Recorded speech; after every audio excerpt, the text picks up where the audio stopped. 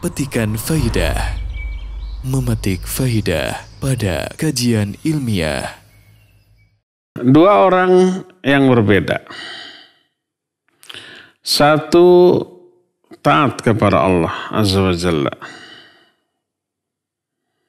melaksanakan semua perintahnya, menjauhi semua larangannya. Satu lagi maksiat, durhaka kepada Allah. Kewajibannya dilalaikan dan yang diharamkan malah dilanggar. Tapi nikmat dan karunia Allah kepada kedua-duanya tetap sama. Yang durhaka dikasih harta, jabatan, kekayaan. Yang taat juga dikasih. Bahkan seringkali itu lebih sedikit. Yang durhaka lebih banyak. Kenapa demikian? Ada enggak orang yang taat kepada Allah Azza wa Jalla tapi diberikan kekayaan yang melimpah? Ada, mungkin ada, banyak. Tapi tidak sebanyak orang kafir. Tidak sebanyak orang mukmin yang diberikan harta terbatas. Kenapa demikian? Pertama, ingat bahwa karunia baik berupa harta, jabatan, pangkat, kekuasaan, popularitas, dukungan manusia itu bukan bukti kemuliaan dalam pandangan Allah Azza wa Jalla. Bukan. Karena mulia atau tidaknya seseorang tidak dilihat dari hartanya. Rasul SAW dalam hadis sahih riwayat Imam Muslim menyatakan, innallaha la yanzuru ila suwarikum wala ila amwalikum walakin yanzuru ila qulubikum wa amalikum. Sesungguhnya Allah itu tidak melihat kepada rupa dan harta kalian. Maksudnya tidak memberikan pahala atas diri manusia karena hartanya dan karena rupanya. Ini mah karena orang kaya maka dia diberikan pahala yang besar karena kekayaannya. Enggak. Ini mah kasep dan gelis karena kekasepan dan kegelisannya diberikan pahala yang banyak. Enggak. Nah, ini mah butut digoreng patut gitu ya. Dosa karena kegoreng patutannya. Tidak. Ini mah miskin. Dosa karena kemiskinannya. Enggak. Tapi lihat hatinya dan amalnya.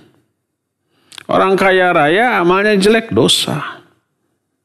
Orang miskin tapi hatinya baik, amalnya baik, pahala. Orang miskin tapi hatinya jelek, amalnya jelek, dosa. Bukan karena miskinnya, tapi karena kejelekan hati dan amal. Orang kaya hatinya jelek, dosa karena kejelekan hati dan kejelekan amal. Nanti harta kekayaannya akan digunakan untuk hal-hal yang mengundang murka dan azab Allah asal menyenangkan mereka. Pakai hura-hura, pakai segala macam kesenangan yang Allah haramkan. Harta itu bukanlah bukti kemuliaan seseorang. Makanya Allah tidak memuliakan orang beriman di dunia dengan harta. Enggak. Karena itu bukanlah bukti kemuliaan.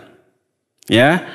Makanya Allah tidak membalas ketaatan, ketakwaan, keimanan dan amal soleh seseorang dengan harta. Enggak. Adapun kalau ada orang yang beriman, bertakwa, beramal soleh diberi harta oleh Allah Azza wa Jalla, itu bukan balasan atas amalnya.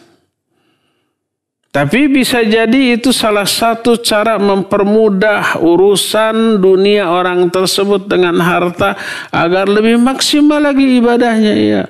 Diberi harta agar bisa haji dan umroh. Diberi harta agar bisa membangun pondok pesantren dan masjid-masjid. Diberi harta agar mampu membantu aktivitas dakwah dan seterusnya. Nah seperti itu. Sebatas untuk itu. Bukan agar si orang beriman itu bersenang-senang dengan hartanya lalu lalai lagi dari kewajiban. Bahaya tuh. Ada seorang ulama. Dia itu sekaligus selain orang soleh juga gubernur di sebuah provinsi kalau zaman kita sekarang. Tapi dia menjadi orang yang termiskin dibanding seluruh rakyat yang dipimpinnya. Di zaman pemerintahan Umar bin Khattab radhiyallahu anhu, ketika umpamanya Umar meminta daftar mustahik yang akan diberikan santunan dari Baitul Mal, karena di zaman Umar bin Khattab Baitul Mal melimpah,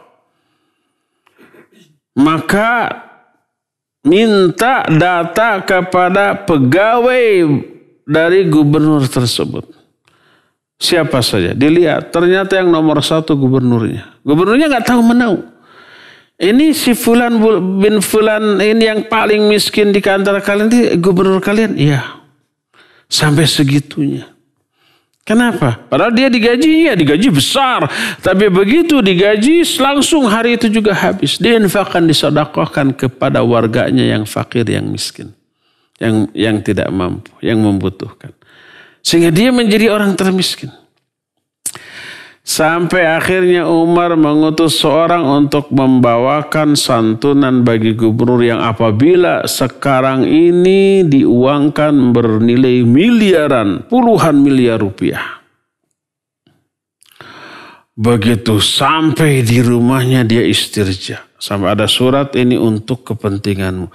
Inna lillahi wa inna ilaihi rajiun. Dia terkejut melihat uang yang begitu melimpah dibawa oleh utusan Umar bin Khattab. Istrinya tak kaget mendengar suaminya berkata demikian. Apakah ada musibah besar yang menimpa kita? Iya. Apakah musibah besar tersebut adanya berita kekalahan kaum muslim dalam perang melawan orang kafir? Lebih dari itu. Apakah Amirul Mukminin Umar bin Khattab meninggal? Lebih lagi daripada itu. Apa itu? Dia namanya fitnah dunia telah masuk ke rumah kita.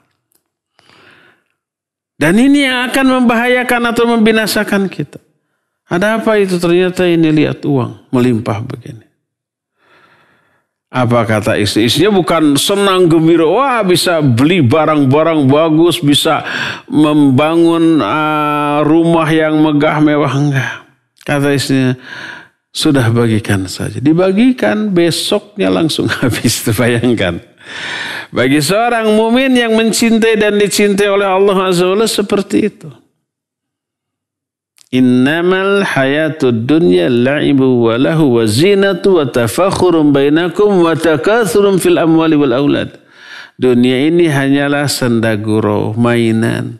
Juga zinah, perhiasan, dan wa tafakhurun bainakum, saling bangga-bangga, menjadi alat untuk saling bangga-bangga di antara kalian. Ini dunia nih, ya, berbahaya. Jadi harta yang Allah berikan kepada orang-orang mukmin sebagai salah satu di antara fasilitas untuk lebih meningkatkan kualitas dan kuantitas ibadah. Adapun kepada orang-orang kafir itu bukanlah sebuah kemuliaan. Tapi itu sesuatu yang harus dipertanggungjawabkan di akhirat kelak.